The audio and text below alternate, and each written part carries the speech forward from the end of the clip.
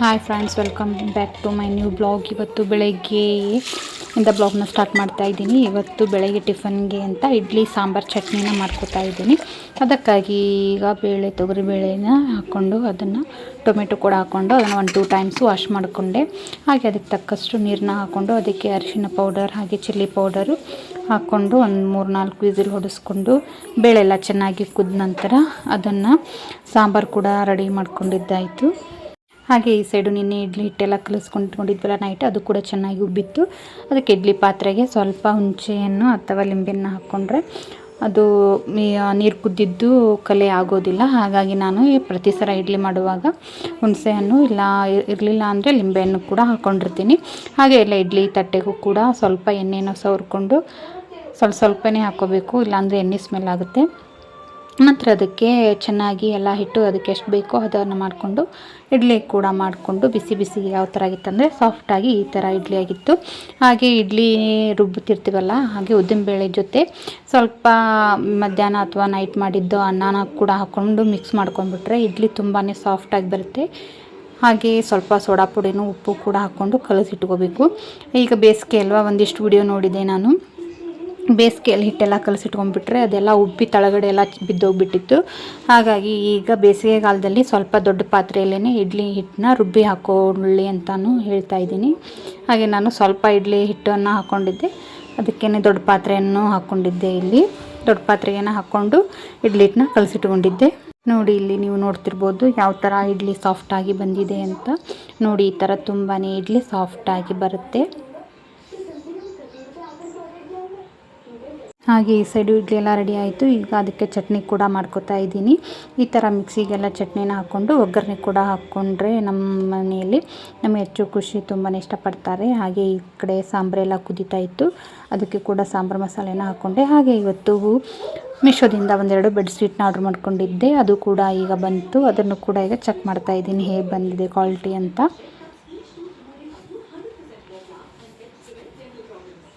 ನಾನು ಎಲ್ಲಿ 2 ಮಾಡ್ಕೊಂಡಿದ್ದೆ, ಒಂದಕ್ಕೆ ಬಂದು 372 ಅಂತ.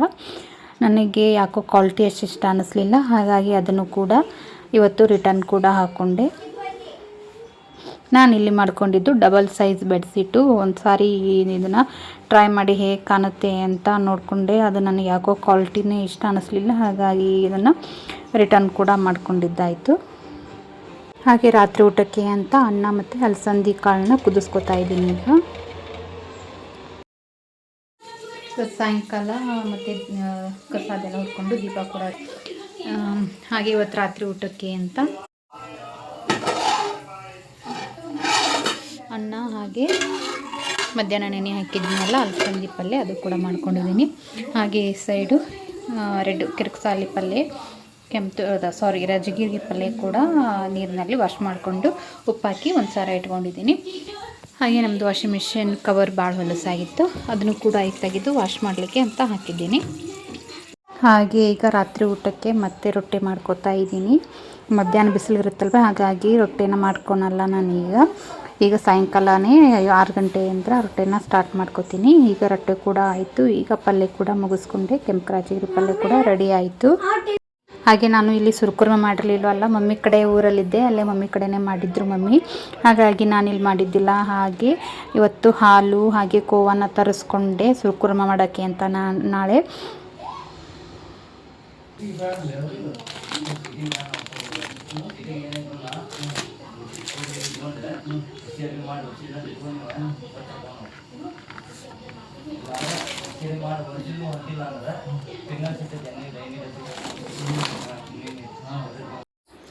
ಮತ್ತು ಇದು ನೆಕ್ಸ್ಟ್ ದಿನದ ಬ್ಲಾಗು. ಹಾಗೆ ಚಿಕನ್ ತರಿಸಿತ್ತಲ್ಲ, ಚಿಕನ್ ಮಾಡ್ಕೊಳ್ಳೋಕ್ಕೆ ತಿಂದು ಬೋರಾಗಿತ್ತು, ಹಾಗಾಗಿ ಚಿಕನ್ ಬಿರಿಯಾನಿ ಮಾಡ್ಕೊಂಡ್ರೆ ಆಯಿತು ರಾತ್ರಿ ಊಟಕ್ಕೆ ಅಂತ. ಚಿಕನ್ನ ನೀಟಾಗಿ 2-3 ಟೈಮು ಅರಿಶಿನ ಪೌಡ್ರ್ ಹಾಗೆ ಉಪ್ಪನ್ನ ಹಾಕ್ಕೊಂಡು ಕ್ಲೀನಾಗಿ 2 ಟೈಮು ವಾಶ್ ಮಾಡಿಕೊಂಡು ಈ ಥರ ಎಲ್ಲ ಸಾಂಬಾರು ಮಸಾಲೆಗೆ ಹಾಕ್ಕೋತೀವಲ್ಲ ಮಸಾಲ, ಅಷ್ಟೇ ಮಸಾಲೆನ ರುಬ್ಕೋಬೇಕು. ಇಲ್ಲಿ ಸ್ವಲ್ಪ ನೀರನ್ನ ಹಾಕ್ಕೊಂಡು ಈಗ ಅದಕ್ಕೆ ಉಪ್ಪು, ಧನಿಯಾ ಪೌಡರು, ಗರಂ ಮಸಾಲ, ಹಾಗೆ ರುಚಿಗೆ ತಕ್ಕಷ್ಟು ಖಾರದ ಪೌಡ್ರು, 1-2-3 ಮೆಣಸಿನ್ಕಾಯಿ, ಸ್ವಲ್ಪ ಕೊತ್ತಂಬರಿ, ನಮ್ಮ ಮನೇಲಿ ಪುದೀನ ಕಾಳು ಇತ್ತು ಹಾಗಾಗಿ ನಾನು ಪುದೀನ ಹಾಕ್ಕೊಂಡಿಲ್ಲ, ಪುದೀನ, ಹಾಗೆ ಸ್ವಲ್ಪ ಅರಿಶಿನ ಪೌಡರ್ನ ಹಾಕ್ಕೊಂಡು ಸ್ವಲ್ಪ ಮೊಸರು ನಮಗೆ ಗ್ರೇವಿ ಎಷ್ಟು ಬೇಕೋ ಅಷ್ಟು ಗ್ರೇವಿ ಕ್ವಾಂಟಿಟಿ ಬೇಕಾದಷ್ಟು ಮೊಸರನ್ನ ಹಾಕ್ಕೊಂಡು ಎಲ್ಲ ಚೆನ್ನಾಗಿ ಈ ಥರ ಮಿಕ್ಸ್ ಮಾಡ್ಕೋಬೇಕು. ಇದೆಲ್ಲ ಮಿಕ್ಸ್ ಮಾಡ್ಕೊಂಡ ನಂತರ ಈಗ ನಾವು ವಾಶ್ ಮಾಡಿಟ್ಕೊಂಡಿದ್ವಲ್ಲ ಚಿಕನ್ನು ಅದನ್ನು ಕೂಡ ಹಾಕ್ಕೊಂಡು ಮ್ಯಾಗ್ರಿನೇಟ್ ಆಗಲು ಅಂತ ಒಂದು ಹಾಫ್ ಆನ್ ಅವರ್ ಆದರೂ ಇಡಲೇಬೇಕು. ನಿಮಗಿನ್ನೂ ಟೈಮ್ ಇತ್ತು ಅಂದರೆ 1 ಅವರ್ ಕೂಡ ಇಡಿ. ಮಸಾಲೆ ಎಲ್ಲ ಚೆನ್ನಾಗಿ ಚಿಕನ್ ಹೀರ್ಕೊಂಡಿರುತ್ತೆ. ಈ ಥರ ಮಸಾಲೆ ಬಿರಿಯಾನಿ ತಿನ್ನುವಾಗ ಮಸಾಲೆ ಫ್ಲೇವರ್ ಅಂದರೆ ಚಿಕನ್ನು ಫ್ಲೇವರು ಚೆನ್ನಾಗಿ ಕೊಡುತ್ತೆ. ಹಾಗೆ ಈ ಸೈಡು 3.5 ಗ್ಲಾಸ್ನ ಅಕ್ಕಿನ ವಾಶ್ ಮಾಡ್ಕೊಂಡು ಇಟ್ಕೊಂಡಿದ್ದೀನಿ. ಅದಕ್ಕೆ ತಕ್ಕಷ್ಟು ನೀರು, ಹಾಗೆ 2 ಏಲಕ್ಕಿ, ಹಾಗೆ ಒಂದು ಸ್ವಲ್ಪ ಚಕ್ಕೆ, ಹಾಗೆ ಸ್ಟಾರ್ ಮೊಗ್ಗು, ಸಾಜೀರಿಗೆ ಇದ್ದರೆ ಸಾಜೀರಿಗೆನ ಹಾಕ್ಕೊಳ್ಳಿ. ನನ್ನ ಮನೆಯಲ್ಲಿ ಖಾಲಿ ಆಗಿತ್ತು ಹಾಗಾಗಿ ಹಾಕ್ಕೊಂಡಿರಲಿಲ್ಲ. ಹಾಗೆ ಒಂದು ಡಬ್ರಿಗೆ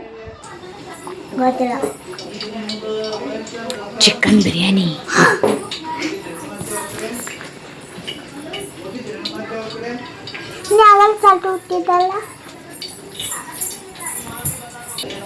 ನೆನಪದಕ್ಕೆ ಈಗ ಚಲ್ಟಿ ಬಿಟ್ಟಿದ್ದು. ಹಾಗೆ ಎಣ್ಣೆ ಕಾದ ನಂತರ ಅದಕ್ಕೆ ಉದ್ದುದ್ದ ಕಟ್ ಮಾಡ್ಕೊಂಡಿರೋ ಈರುಳ್ಳಿ ಚೆನ್ನಾಗಿ ಫ್ರೈ ಆಗಬೇಕು. ಗೋಲ್ಡನ್ ಕಲರ್ ಬರೋವರೆಗೆ ಚೆನ್ನಾಗಿ ಫ್ರೈ ಆದ ನಂತರ ಈಗ ಮ್ಯಾಗ್ನೇಟ್ ಆಗೋಕ್ಕೆ ಮಸಾಲೆ ಇಟ್ಟಿದ್ವಲ್ಲ ಚಿಕನ್ ಕಲಿಸ್ಕೊಂಡು ಅದನ್ನೆಲ್ಲ ಹಾಕ್ಕೋಬೇಕು. ಈ ಸೈಡು ಈಗ ಸೈಡ್ ತಿನ್ನಲಿಕ್ಕೆ ಅಂತ ಸೌತೆಕಾಯಿ ಹಾಗೆ ಈರುಳ್ಳಿನ ಕಟ್ ಮಾಡಿ ಇಟ್ಕೊಂಡಿದ್ದೆ. ಹಾಗೆ ಅದನ್ನು ಚೆನ್ನಾಗಿ ಮಿಕ್ಸ್ ಮಾಡ್ಕೊತಾ ಇರಬೇಕು. ಈ ಸೈಡ್ ಅನ್ನ ಕೂಡ ಬಸ್ಕೊಂಡಿದ್ದಾಯಿತು. ಇದೆಲ್ಲ ಈಗ ಗ್ರೇವಿ ಚೆನ್ನಾಗಿ ಕುದೀತು. ಈಗ ಚಿಕನ್ ಎಲ್ಲ ಕುದಿಯೋವರೆಗೂ ಸ್ವಲ್ಪ ನೋಡ್ಕೋಬೇಕು. ನಮ್ಮದು ಇನ್ನೂ ಸ್ವಲ್ಪ ಕುದಿಬೇಕಾಗಿತ್ತು ಹಾಗೆ ಇಟ್ಕೊಂಡಿದ್ದೆ. ಹಾಗೆ ಇಲ್ಲಿಗೆ ಸುರ್ಕುರ್ಮ ಮಾಡಲಿಕ್ಕೆ ಅಂತ ಡ್ರೈ ಫ್ರೂಟ್ಸ್ ಇತ್ತಲ್ವ ಅದನ್ನು ಕೂಡ ಎಲ್ಲ ನೆನೆ ಹಾಕ್ಕೋಬೇಕು. ಹಾಗೆ ಈ ಸೈಡು ಗ್ರೇವಿ ಎಲ್ಲ ಚಿಕನ್ ಚೆನ್ನಾಗಿ ಕುದೀತು. ಅದಕ್ಕೆ ಅನ್ನ ಕೂಡ ಹಾಕ್ಕೊಂಡು 1-2 ನಿಮಿಷ ಮತ್ತೆ ಪ್ಲೇಟ್ನೆಲ್ಲ ಲಿಡ್ನ ಕ್ಲೋಸ್ ಮಾಡ್ಕೋಬೇಕು. ಈಗ ಈ ಸೈಡು ಎಲ್ಲ ಡ್ರೈ ಫ್ರೂಟ್ಸಿಗೂ ನೀರು ಹಾಕ್ಕೊಂಡು ಇಟ್ಕೋತಾ ಇದ್ದೀನಿ. ನಾಳೆ ಸುರ್ಕುರ್ಮ ಮಾಡಲಿಕ್ಕೆ ಅಂತ ನೆನೆ ಹಾಕ್ತಾ ಇದ್ದೀನಿ.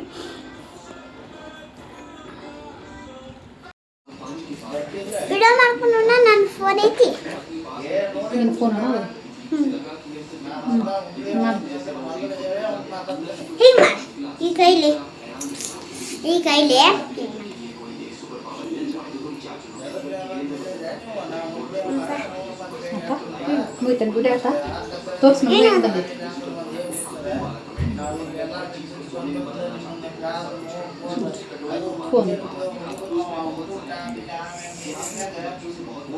ನಮ್ಮನ್ನ ಫೋಟೋ ಹಾಕೊಂಡಿನಿ ಹಿಂದೆ ಫೋನಿಗೆ ಇಲ್ಲೊಂದು ಇಲ್ಲಿ ಬರ್ಕೊಂಡಿನಿ. ಸ್ಕೂಲು ಇರೋವರೆಗೂ ಬೇಕದು. ಸ್ಕೂಲ್ ಮುಗಿದ್ಮೇಲೆ ಫೋನ್ ಹಾಕವಲ್ಲ ID ಕಾರ್ಡ್. ಅವರು ಮ್ಯಾಮ್ ಕೊಟ್ಟಾರೆ ನಿಮ್ಮ ನನ್ನ ಫೋಟೋನು ಕೊಡ್ತಾರೆ, ಫೋನು ಕೊಡ್ತಾರೆ ಮ್ಯಾಮ್. ಫೋನ್ ಹಿಂದೆ ಹಾಕೋಬೇಕಂತ ಮುಂದೆ ಹಾಕ್ಬಿಟ್ಟೆ ಚೆನ್ನಾಗಿ ಕಾಣಿಸ್ತಿದ್ದಂತೆ. ಯಾವತ್ತೂ ಫೋಟೋ ಹುಡ್ಕೋತೀವಿ. ಇವತ್ತು ನೋಡಿ ನಿಮ್ಮ ಫೋನಲ್ಲೇ ನಿಮ್ಮ ಫೋನಲ್ಲೇ ಹುಡ್ಕೋತೀನಿ ನೀನು ನಿಂದ್ರಲ್ಲ.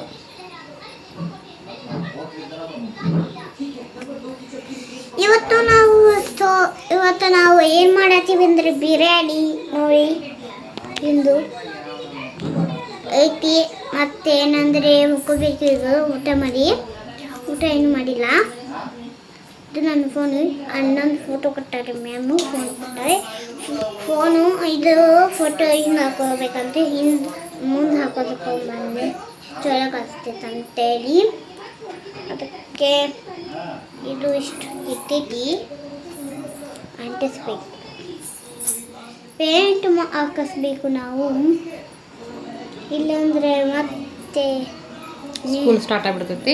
ಮತ್ತು ಅದ್ರ ಮೇಲೆ ಸ್ಕೂಲ್ನಾಗ ಟೀಚರ್ ಕಲಿಸಿದ್ದೆಲ್ಲ ಬಂದು ಗೋಡಿ ಮೇಲೆ ಬರೀಬೇಕಲ್ಲ. ಅದಕ್ಕೆ ಈಗೆಲ್ಲ ಸೂಟಿ ಕೊಟ್ಟೈತಲ್ಲ, ಈಗ ಪೇಂಟ್ ಮಾಡಿಸ್ಬೇಕು ಮನೆಯೆಲ್ಲ. ಪೇಂಟ್ ಮಾಡಿಸ್ತಾ ಅಂದ್ರೆ ನೀಟಾಗಿ ABCD ಬರೀ ಡಿಸೈನ್ ಮಾಡಿ. ಅಯ್ಯೋ ನನ್ನ ಫೋನ್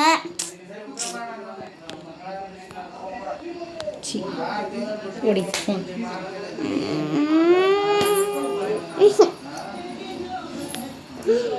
ತಡಿ ತಗೊಂಡು ಬರ್ತೀನಿ. ಹಿಂಗೆ ಇರೋ ಫೋನ್ ಹೊಡೀತು ಸ್ವಲ್ಪ ನಮ್ಮನ್ನ ತಂದ. ಲೈಕ್ ಮಾಡಿ, ಸಬ್ಸ್ಕ್ರೈಬ್ ಮಾಡಿ ಎಲ್ಲರಿಗೂ. ಬಾಯ್ ಬಾಯ್. ಫೋಟೋ ತಗೋತಿ. ಅಯ್ಯೋ ಮತ್ತು ಕೈ ನೀಟ್ ಆಗಲ್ಲ ನಾವು. ಇವತ್ತು ಬಿರಿಯಾನಿ ಮಾಡಿದ್ವಿ. ಪೇಂಟ್ ಹಾಕಿಸ್ ಮೇಲೆ ಸಾಟ್ ಆಗ್ತಾ ಬರೋದು ಅವಾಗ ಬರಿಬೇಕು ಬಿಸಿಡಿ ಪೇಂಟ್ ಮಾಡಿದ ಮೇಲೆ ಡಿಸೈನ್ ಬೋರ್ಡ್ ಮೇಲೆ ಬುಕ್ ಮೇಲೆ ಬರಿಬಾರ್ದು, ಗೋಡೆ ಮೇಲೆ ಬರಿಬೇಕಲ್ಲ.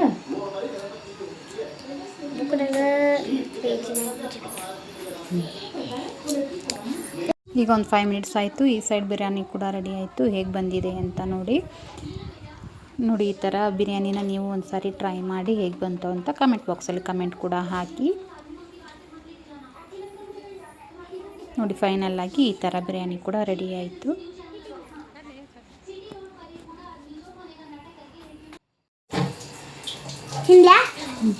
ಶುಗರ್ ಅಂದರೆ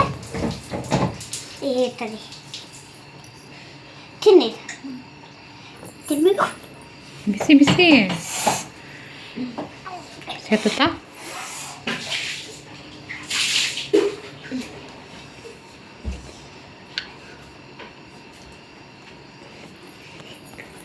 ಚಲೋ ಆಯ್ತಾ?